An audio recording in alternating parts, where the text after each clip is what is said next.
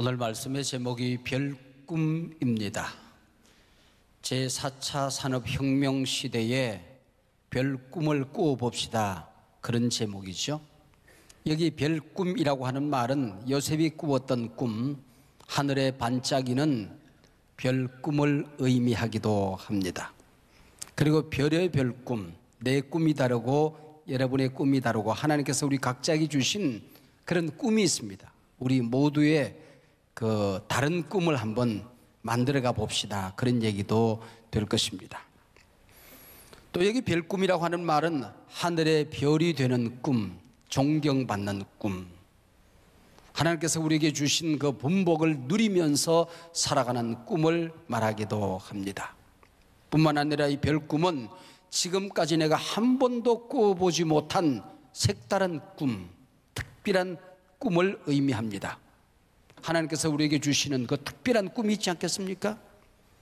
이때 주시는 하나님의 그 특별한 은혜가 있지 않겠습니까? 그걸 좀 보고 살자, 그런 말씀이 될 수가 있을 것입니다. 꿈을 잃어버린 사회는 병든 사회입니다. 꿈을 꿀 수 있는 사회는 건강한 사회입니다. 교회는 꿈을 파는 곳입니다. 여기 오실 때마다 여러분들은 꿈을 사가지고 가셔야 합니다. 에덴 동산에서 잃어버렸던 그 꿈, 모진 찬바람 맞으며 세상 한복판에서 꺾여졌던 그 꿈, 그 꿈을 다시 간직하고 돌아가는 것이 바로 교회입니다. 목사의 설교는 꿈을 잃어버린 사람들에게 꿈을 주는 것이지요. 참된 꿈이 무엇인지, 어떻게 꾸는지, 그 꿈을 어떻게 이루는지를 선포하는 말씀이 목사의 설교입니다. 성도의 기도는 무엇일까요? 하나님으로부터 내게 주시는 꿈을 받는 시간입니다. 그리고 그 꿈을 안고 하나님하고 대화하는 시간이죠. 내 심장 속에 타오르는 그 꿈을 하나님께 아뢰는 시간이 바로 성도의 기도 시간이라고 할 수가 있을 것입니다. 저는 기독교 교육학을 전공했는데요, 교육학에 피그말리온 효과라고 하는 게 있습니다. 그리스 신화에 피그말리온이라고 하는 왕이 있습니다. 이 왕이 세상에서 가장 아름답다고 생각하는 여인 조각상을 만듭니다. 근데 그 여인 조각상이 너무 아름다워서 그 조각에게 반해버립니다. 그 조각을 사랑하게 돼요. 매일같이 사랑을 고백합니다. 끔찍이도 그 조각을 사랑합니다. 그래서 이 사랑에 감동한 여신 아프로디테가 있습니다. 앞으로도 봐도 이쁘고 디테도 이뻤는지, 아프로디테입니다. 아프로디테라는 여신이 이 사랑에 감동을 하고 이 조각에게 생명을 불어넣고 사람을 만듭니다. 그리고 피그말리온 왕과 결혼해서 잘 먹고 잘 살았다, 그런 얘기예요. 그래서 이 피그말리온 효과라고 하는 것은 어떤 사물, 어떤 사건, 어떤 대상을 향하여 긍정적인 생각을 하고 긍정적인 기대를 가지고 긍정적인 말을 하고 격려할 때에 우리가 상상도 할 수 없는 놀라운 일이, 어마어마한 일이 일어난다 하는 교육의 이론입니다. 세계적인 제조기업을 만든 GE 회장 잭 웰치라고 하는 사람이 있습니다. 어린 시절 말을 더듬었대요. 그랬더니 친구들에게를 놀리지요. 근데 그의 어머니는 네가 말을 더듬는 이유는 네 생각의 속도가 너무 빨라서 네 입이 못 따라가서 그러는 거야. 그러니까 너는 다른 사람이 상상도 할 수 없는 어마어마한 일을 하게 될 거야, 그렇게 격려를 했습니다. 과연 그가 조그맣게 시작한 이 기업을 통하여 세계적인 기업을 만들어가고 있지 않습니까? 지금 GE는 단순한 제조업이 아니라 제4차 산업혁명, 소프트웨어 산업의 선도자가 되고 있습니다. 이 피그말리온 효과에 반대되는 말이 스티그마 효과라고 하는 것인데요, 낙인 효과라고 하는 것입니다. 그 사람에게 낙인을 딱 찍는 거야. 너는 안 돼. 그리고 부정적으로 보고 부정적으로 말합니다. 비판합니다. 비난합니다. 그 사람도 무너지고 부정적인 말을 하는 사람도 무너지게끔 되어 있다 하는 것이 스티그마 효과입니다. 요셉은 17의 꿈을 꾸지요. 온갖 시련과 고난, 도전에 직면합니다. 13년 동안 그 어린 청년이 얼마나 모진 고난의 산맥을 넘고 또 넘어옵니까? 그리고 서론의 총리가 되는 것입니다. 아브라함에게 주셨던 꿈, 이삭과 야곱에게 주셨던 약속, 그게 요셉을 통하여 이루어지게 되는 걸 볼 수가 있습니다. 요셉은 꿈꾼 얘기를 부모님 그리고 형들에게 말을 해요. 그러다가 부모님의 꾸중도 듣고 형들의 미움도 사고 또 얘기를 하니까 성경에 보니까 더욱 미워하더란 얘기가 2번씩이나 반복적으로 등장하고 있습니다. 꿈이란 꾸는 것도 중요하지만은 이 꿈을 간직하고 하나님께 아뢰는 거예요. 그리고 자기 자신에게 각인을 시키는 거예요. 그리고 다른 사람들에게 말하는 거예요. 말하지 않을 수가 없는 거예요. 불타오르니까. 이게 굉장히 중요한 것입니다. 주님이 주신 꿈, 가슴을 설레게 하기 때문에 말하지 않을 수 없는, 가만히 품고 있을 수 없는, 입으로 시인하여 구원에 이르라는 말씀처럼 하나님 주신 꿈을 구체화해 나가는 언어가 있어야 된다는 것이죠. 예수님 만나고 나면, 성령 받고 나면 내 심장 속에 타오르는 행복이 있잖아요. 내가 하나님의 자녀가 되었다, 구원받았다, 영생을 얻었다. 이 기쁨과 감격을 품고 있을 수 없어서 이걸 말하는 게 전도예요. 이걸 품고 있을 수가 없어서 내 온 생애를 송두리째 바쳐서 하나님 앞에 헌신하고 살아가는 것, 이게 목회요, 이게 선교라고 하는 것 아니겠습니까? 요셉의 꿈은 우리가 잘 아는 대로 2가지입니다. 교회밥 좀 드신 분들 가운데에 요셉의 꿈 얘기를 모르는 분이 누가 있겠습니까? 내 나락단이 떡 버티고 서 있는데 형님들의 나락단이 내게 절을 하더라. 내 양이 한 마리 헤헤 하고 앉았는데 엄마 아빠의 양들이 내게 절하더라. 그래야 되는데 나락단이 절을 하더라. 그렇게 이러면요, 요셉은 목동이거든요. 이 집안은 양치기 집안이거든요. 그런데 애굽 나일 강변에나 가야 농사를 짓는데 세계를 정복하고 있던 당대 최대 강대국 애굽을 정복하는 꿈을 꾼다는 것입니다.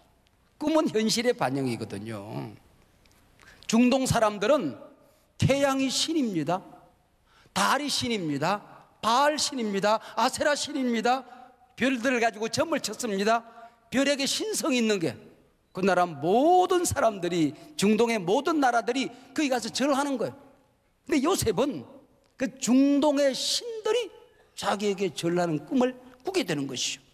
얼마나 놀라운 일입니까? 한 대학 교정에서 대학생 둘이서 멱살을 잡고 싸웠대요. 그랬더니 의상학과 교수가 지나가면서 그렇게 말했답니다. 얘들아, 옷 찢어질라 그랬대요. 아동학과 교수들은 야, 다 큰 애들이 싸우면 애들 보고 배운다 그랬대요. 경제학과 교수님이 둘이 싸워서 남는 게 뭐 있니 그랬대요. 법학과 교수가 오더니 누가 잘못했어 그러더랍니다. 꿈은 자기 자신이죠. 자기 삶이죠. 그런데 요셉은 자기와 자기 삶과 훨씬 떨어져 있는 저 먼 나라에 있는, 가보지 않은, 바라보지 않은 하나님 주신 꿈을 꾼다는 말이죠. 이게 얼마나 신비한 일입니까? 이게 얼마나 놀라운 일입니까, 여러분? 이게 바로 하나님 주신 꿈이라는 겁니다. 근데 이 꿈을 잘 보면 이 2 꿈의 공통점이 있습니다. 내게 절하더이다 그랬어요. 이 꿈은 창세기 42장에서 구체적으로 이루어집니다. 요셉의 형들이 와서 절합니다. 그래서 중동의 모든 별들이 와서 요셉 앞에 무릎을 꿇고 절을 합니다. 이 절받는 꿈이라고 하는 것은 군림하고 남을 짓밟으라는 것이 아닙니다. 존경받는 꿈이지요.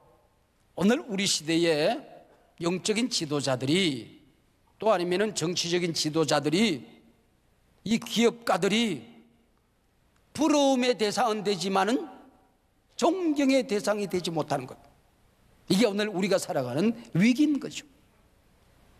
비웃음의 대상이 되는 것, 이게 위기죠. 이 시대에 요셉은 존경받는 꿈을 꾸었다는 것입니다. 요셉에게 절을 했다는 얘기는 그 꿈을 주신 하나님께 절한 것이죠. 보세요, 형들이 절을 합니다. 형들에게 절하는 것은 당연한 것이잖아요. 아우가 그 부모에게 자식이 절하는 것 당연하잖아요.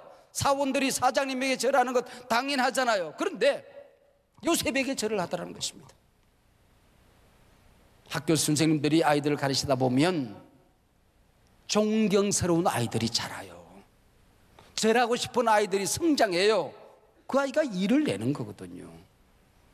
목사로서 목회하다 보면 여러분들이 제게 목사님 안녕하세요 인사하죠. 그런데 내가 무릎 꿇고 절하고 싶은 분들이 계세요.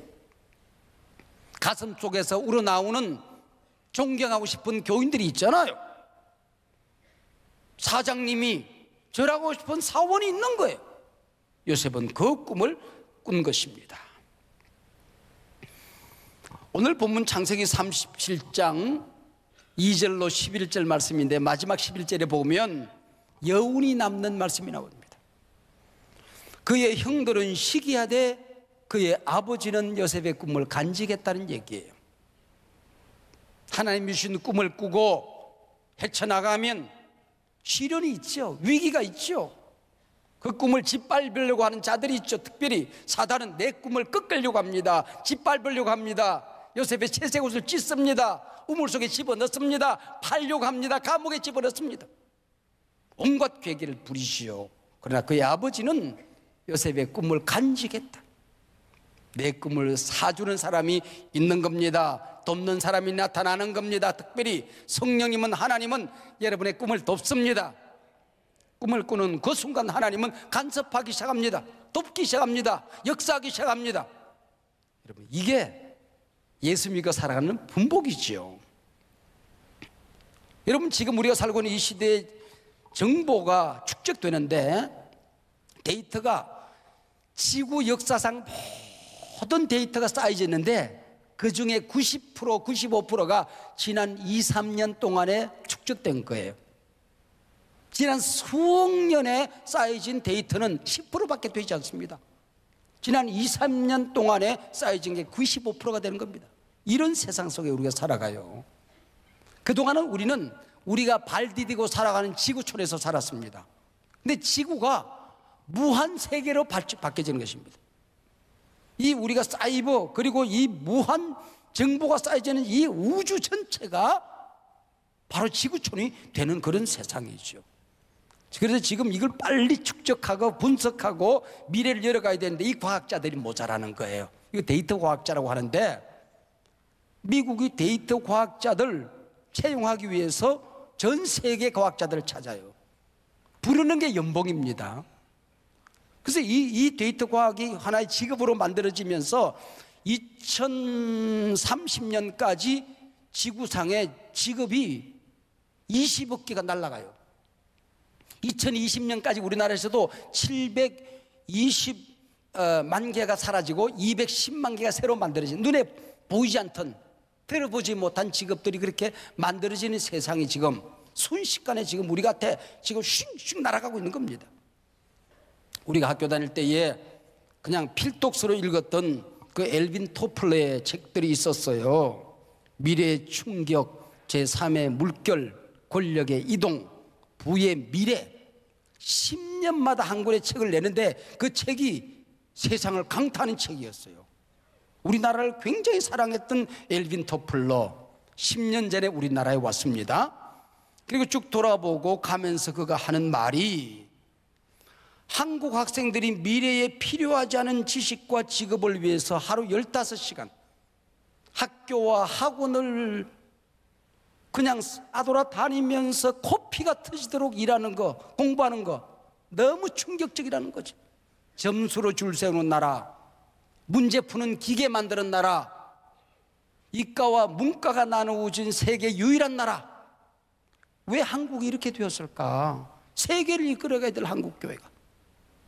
여러분, 걱정스럽게 이 나라를 떠났습니다. 지금 미래를 향하여 전 세계는 걸어가는 세상이 아니에요. 뛰어가다 못해 지금 날아가고 있는 세상입니다. 우리가 미래를 내다보는, 그리고 우리 가정에 맡겨주신 우리 자녀들, 우리 손주들, 우리가 섬기는 공동체, 이 나라를 위해서 어떻게 기도해야 될 것인가, 어떻게 꿈꿔야 될 것인가, 너무나도 엄청난 기회의 땅이 우리 가운데 펼쳐지고 있다는 걸 여러분 아셔야 됩니다. 충북 진천에 초평초등학교라는 학교가 있습니다. 아이들이 점점점 줄어들어서 50명밖에 남질 않았어요. 폐교 위기에 직면했습니다. 그런데 그 주민들이 일어나서 이 아이들을 돕기 시작을 했어요. 그리고 쓰레기 소각장을 진천으로 유치를 합니다. 그리고 110억 가운데 75억을 이 아이를, 이 자기 마을에서 자라는 아이들을 양육하기 위해서 내어놓습니다. 그리고 꿈을 꾸어요. 앞으로 이 아이들을 통하여 100억의 장학금을 만들어서 이 학교를 끝까지 간다. 그리고 제4차 산업을 이 아이들이 가르치기 시작합니다. 코딩을 가르치기 시작해요. 컴퓨터 프로그램과 컴퓨터적인 사고를 가르치기 시작합니다. 그러니까 이 초등학교에 입학하기 위해서 이사 오는 사람들이 갑자기 생겨가지고 지금 104명으로 초등학교 아이들이 늘어났대요. 여러분, 이런 미래를 향하여 달려가는 지금 사람들이 눈을 열어가고 있는 것입니다. 새 시대 꿈을 꾸어야 된다는 것이죠. 여러분의 가정은 요셉을 만들고 있는가? 나는 요셉을 설레게 만들었던 그 꿈이 우리 아이들에게 있는가? 공부 1, 2등 하는 아이들이 아니라 말씀이 그 가운데 살아 역사하고 있는가? 하나님을 의지하는 그 신앙이 꿈틀거리고 있는가? 역사를 바꿔내고야 말겠다는 그 비전이 우리 가정에서 지금 자라고 있는가 하는 것입니다. 우리 교회에, 이 도시에, 우리 가정 안에 지금 자라고 있는 요셉을 보는 눈이 엄마 아빠들에게, 할아버지 할머니들에게 있느냐 그 얘기죠. 목사가 되고 선교사가 되어도 지금 우리가 목회하는 이런 목회가 전부가 아닙니다. IT, 제4차 산업혁명을 이용해서 목회하고 선교하는 그런 목회자들이 나오는 꿈을 꾸는 것이죠. 이 꿈은 하나님이 주시는 꿈이지요. 우리는 격려하는 것뿐입니다. 이 아이가 요셉이 아닐까? 이 아이가 시대를 바꾸는 인물이 아닐까? 설레임으로 격려하고 축복하는 것뿐입니다.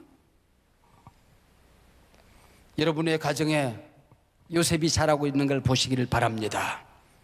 이 교회의 다음 세대 어린들 가운데 지금 요셉이 무럭무럭 자라고 있는 걸 우리가 보기를 원합니다. 이 도시에 세계를 바꾸는 인물들이 성장하고 있음을 우리가 믿기를 바랍니다. 종원 신학교 시절 여름 방학을 맞이해서 산상 집회 갔다가 찬송을 인도했어요. 그러니까 부흥 강사가 집회 끝나고 난 다음에 나한테 안수기도를 한 번 해주는데 그냥 너 여호수아가 되라 그랬어요. 그게 뭘까? 근데 그게 떠나지를 않아요. 모세가 사라진 다음에 한국교회를 부흥시켰던 그 인물들이 사라진 다음에 가나안을 정복하고 요단강을 가르고 하나님 나라 왕국을 세워갈 여호수아가 되라. 숙제더미처럼 내 심장에 쌓여 있어요. 기도해도 성경을 읽어도 눈을 감아도 여호수아가 무엇일까? 어떻게 될 수 있을까? 나는 어떻게 살아야 될까? 어떻게 죽어야 될까? 이 거룩한 부담감이 내 속에 떠나지 않아요. 그게 내 비전이거든요. 그 꿈이거든요. 그 꿈이 꿈틀리고 일어나야 된다는 것이죠. 새 시대 물결은 우리가 생각하는 것보다 훨씬 더 급속하게 다가오고 있습니다. 여러분, 하나님이 주신 꿈 붙들고 미친 듯이 그게 매달리고 돈 크게 벌지 못해도 하나님이 주신 일 때문에 미친 듯이 달려가는 그래서 행복한 사람들, 나 좋고 하나님 기뻐하면 되는 이런 덕후들이 지금 자라나야 되거든요. 모든 사람이 똑같아야 되는 시대가 아닙니다. 모든 사람이 달라야 되는 시대를 우리는 살아가고 있다는 것이죠. 분명한 것 한 가지가 있습니다. 제4차 산업이 발달하면 할수록 영성은 더욱더 중요해지게 될 것이다. 영성적인 시대, 그러나 종교적이지 않은 시대가 펼쳐지고 있습니다. 틀에 박힌 종교 행위, 의미 없는 순서에 매인 예배, 이것 가지고는 우리를 감동시킬 수가 없는 시대를 살아가고 있다는 것이죠. 너의 심장 속에 끓어오르는 따뜻한 마음, 주님이 주시는 비전 때문에 격려하고 축복하는 따뜻한 언어, 격려의 말들, 무한한 가치가 있다는 것이 요셉을 만드는 양식이 되는 것입니다. 내 축복의 기도가, 이 따뜻한 마음이, 따뜻한 언어가 요셉을 키워내는 양식이 되는 거란 말이에요. 싫든 좋든 인공지능 시대는 찾아오고 있습니다. 달려옵니다. 로봇이 사람을 해쳐서는 안 된다. 범죄, 전쟁, 테러에 이용당하지 않도록 해야 된다. 이게 윤리지요, 영성이죠, 종교지요. 미래의 교회는 영성적인 교회입니다. 그래서 성경은 마지막 때가 되면 성령 받아야 된다. 마지막 때 신앙생활 하려고 하면 성령 충만한 신앙생활 해야 된다. 성령 충만한 교인이 돼야 된다. 그러지 않으면 마지막 때 하나님이 쓸 수가 없다. 여러분, 성령으로 충만하시길 바랍니다. 이 마지막 시대를 이겨내는 능력이 그 안에 있기 때문입니다.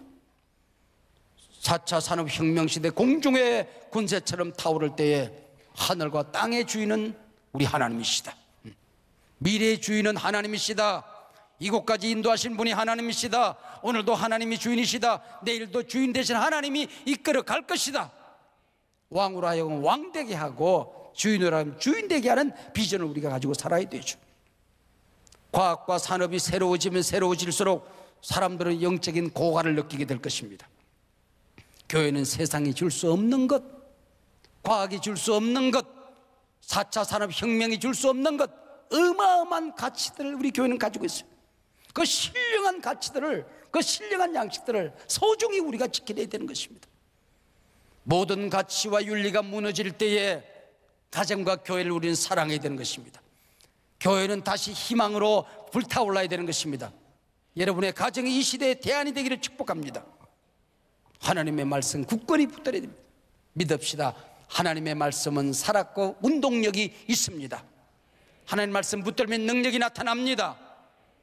요즘 이 4차 산업시대에 하나님의 말씀을 공부하는데 미래가 보이는 아이들이 점점 늘어나고 있어요. 그 옛날 유대인들이 했던 교육을 다시 교회 안에서 실시를 하는데 이 아이들이 눈이 열리기 시작하는 일들이 일어나고 있는 겁니다. 말씀 안에 대답이 있더라 그런 얘기죠. 지금 사회는 파편화되고 있습니다. 보수주의자들은 보수적인 정보밖에 안 보여요. 그것만 들려요. 진보주의자들은 진보적인 정보만 보이고 들려요. 이게 파편화예요. 함께 소통하고 함께 끌어안고 함께 화해하고 통합하고 하는 능력이 말씀 안에, 예수 안에, 하나님 안에, 성령 안에만 있더라 그런 얘기예요. 지금까지 이 세상을 지탱해왔던 모든 것들이 무너져 내릴 때에 교회는 하나님의 가족됨, 사랑의 공동체를 더욱더 지켜내야 되는 것입니다. 사람을 소중히 여기는 사람들, 이 사람들을 통하여 세상이 바뀌어지는, 미래에 이 기술들이 막 사라지고 기술직이 사라져갈 때에 사람을 소중히 여기는 직업은 더 소중해지고 끝까지 남는다는 겁니다. 상담사, 치료사, 간호사, 의사, 목사, 행복을 나눠주는 레크리에이션, 그 다음에 문화, 음악, 이런 것들은 미래가 더욱더 커지면 커질수록 점점 이 사람이 소중해지는 세대가 온다는 것입니다. 복음적인 프로그램, 사람을 치료하는 프로그램, 영성 프로그램, 이것이 나는 미래 교회를 이끌어갈 능력이라고 나는 믿는 사람입니다. 우리의 자녀들 가운데 4차 산업혁명 시대 복음 전도와 세계 선교의 도구가 될 수 있도록 이런 것들이 연구하고 실천하는 인물들이 자라나기를 바랍니다. 축적되는 데이터에 영성을 불어넣는 인물들이 나오기를 기대합니다. 최고의 과학, 최고의 산업에 최고의 영성이 이런 영적인 훈련 가운데 사람을 따뜻하게 하는 이 능력을 배웠던 이 아이들이 지금 꺼져가는 이 시대의 한국교회를 다시 일으키는, 이 조그마한 땅다리가 세계를 이끌어가는, 통일 한국을 이끌어가는 위대한 인물들이 여러분의 가정에서, 이 교회에서 일어나기를 바랍니다. 점점 세상은 추워집니다. 그러나 여러분의 따뜻한 언어가, 내 곁에 쓰러지고 넘어진 사람을 품어주는 여러분의 그 따뜻한 마음이 교회를 희망으로 만들어가는 여러분의 비전과 이 교회의 비전이 세상을 바꾸내는 그날을 꿈꿔봅니다.